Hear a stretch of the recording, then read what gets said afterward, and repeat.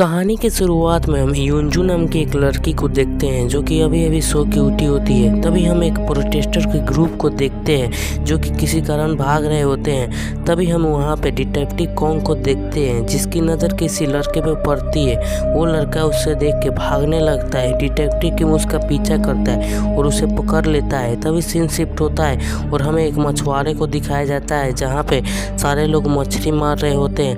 तभी वहाँ पे झगड़ा होने लगता है और उनके बॉस को दिखाया जाता है जो कि यूंजू के डैड होते हैं। तभी हम डिटेक्टिव कॉन्ग को देखते हैं जो कि किसी चीज का पैसा बांट रहे होते हैं आपस में। यूंजू के घर आते समय एक आदमी उससे हेल्प मांगने के बहाने उसे किडनैप करके अपने साथ ले जाता है। यूंजू के पिता को मालूम चल जाता है कि उनकी बेटी किडनैप हो गई है, इसीलिए वो एक पुलिस वाले को अपने बेटी को खोजने को बोलते हैं। यूंजू की मम्मी बहुत ज्यादा परेशान हो जाती है और वो एक एस्ट्रोलॉजर के पास जाती है अपनी बेटी की भविष्य देखने के लिए। लेकिन एस्ट्रोलॉजर बताता है कि आपकी बेटी हो सकता है जिंदा लौट के अब कभी ना आए। फिर हम कॉन्ग के दोस्त को देखते हैं जो कि उसके बता रहा होता है तुम इस केस में शामिल हो गए हो जिसके कारण तुम्हें प्रमोशन और पैसा दोनों ही बहुत इजीली मिल जाएगा। लेकिन किम यहाँ पे सीधा ही मना कर देता है। लेकिन अपने बीवी के कहने के कारण कॉन्ग मान जाता है इस केस के लिए। और हम इधर देखते हैं कि यूंजू की मम्मी बहुत ज्यादा परेशान होकर रोने लगती है। तभी उसकी बहन आके बताती है कि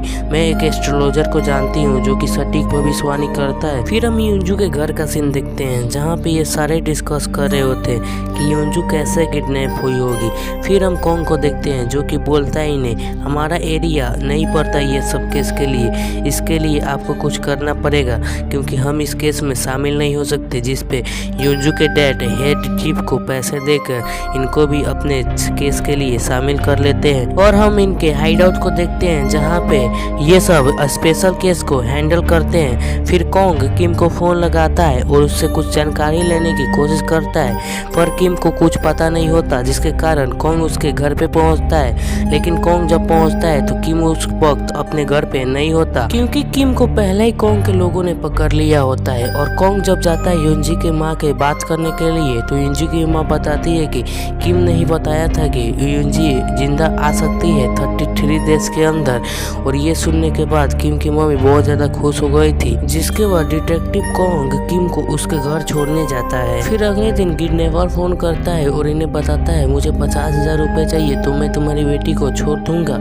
और इन्हें प्रूफ के तौर पर एक फोटो भी देता है यूंजी की ताकि ये साबित हो सके कि यूंजी अभी भी जिंदा है। फिर ये सब भेष बदल लेते हैं और यूंजी की माँ के पीछा करने लगते हैं क्योंकि यूंजी की माँ पैसे लेकर किडनैपर को देने वाली थी जिसके कारण जब किडनैपर आएगा तो ये सभी इसे पकड़ लेंगे। लेकिन किडनैपर पैसे को लेने नहीं आता जिसके कारण इनका पूरा प्लान फ्लॉप हो जाता है और यूंजी के डैड बहुत ज्यादा परेशान हो जाते हैं और उन्हें लगता है इस टीम से कुछ नहीं हो सकता, हमें और भी लोगों की मदद लेनी चाहिए। इसीलिए वो सोल जाते हैं और वहाँ के टीम से कॉन्टेक्ट करके उनकी भी मदद लेते हैं। फिर ये सब प्लान बनाते हैं कि वो किडनैपर को कैसे पकड़ सकते हैं। उसके बाद किडनैपर का फोन आता है जो कि यूंजी की आंटी उठाती है और वो उससे बात करती है तो किडनैपर उन्हें बताता है कि मैं शाम को और एक बार फोन करूंगा और वहाँ पे तुमको लोकेशन बताऊंगा तुम्हें कहाँ पे आना है। जिसके बाद वो किडनैपर फोन रख देता है। जिसके बाद किडनैपर शाम को फोन करता है और उसे लोकेशन बताता है कि तुम्हें चर्च के पीछे वाले एक पिंडल के सामने आना है। जिसके बाद कॉन्ग सबको इन्फॉर्म कर देता है कि कहाँ पे जाना है। जिसके बाद ये सब किडनैपर को पकड़ने के लिए निकलने लगते हैं। तभी कॉन्ग के पीछे से किम आता है। दरअसल इनके साथ किम भी आया होता है किडनैपर को पकड़ने के लिए।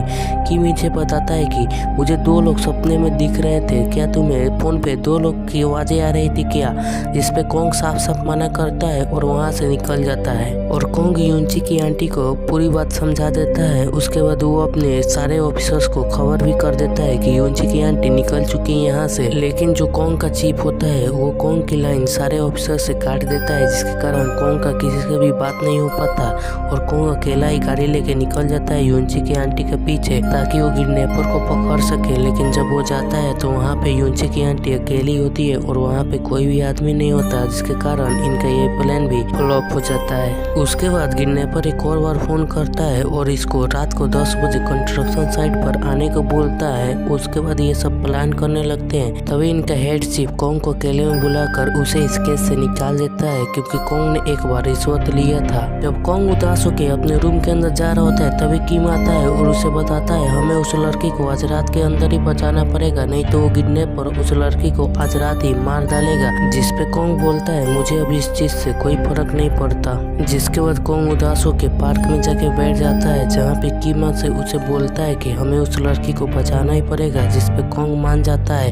उसके बाद ये सब कंस्ट्रक्शन साइट पर जाते हैं, जहाँ पे किम और एक और आदमी अंदर होते हैं, जबकि कोंग कंस्ट्रक्शन साइट के बाहर होता है। जिसके बाद किम और वो आदमी एक कुएं जैसी जगह पे पहुंचते हैं, तो वहाँ पे एक बैग के अंदर वॉकी टॉकी उन्हें मिलती है, जिसपे किडनैपर उन्हें बताता है कि उस बैग के अंदर तुम लोग पैसे डालो और तुम्हें कंटेनर के अंदर बच्ची मिल जाएगी। जिसपे किम नीचे जाके चेक करता है, तो वहाँ पे एक आदमी होता है जो कि उन्हें देख के डर के भाग जाता है। लेकिन किडनैपर की कार बिंडल के बाहर ही खड़ी होती है, जो कि कोंग देख लेता है और उसे किसी तरह से ये लोग पकड़ लेते हैं और उसे बच्ची के बारे में पूछने लगते हैं, क्योंकि किडनैपर ने झूठ बोला था कि बच्ची कंटेनर के अंदर है। फिर ये सब बहुत ज्यादा फोर्स से पूछते हैं, तो ये बता देता है कि बच्ची मेरे घर पर है और इन्हें ये बच्ची सौंप देता है। जिसके बाद कोंग किडनैपर को अरेस्ट कर लेता है और युनची को अपनी मम्मी से मिला देता है। वैसे मूवी यहीं पे खत्म नहीं होती, और भी इसमें सीन्स बाकी हैं, लेकिन वो सीन्स इम्पोर्टेंट नहीं है, इसीलिए मैं उनको कवर नहीं करूंगा। वैसे आपको ये मूवी कैसे लगी कमेंट में बताओ। वैसे बिना लाइक एंड सब्सक्राइब किए हुए वीडियो को छोड़ के जाना बहुत बड़ा पाप होता है।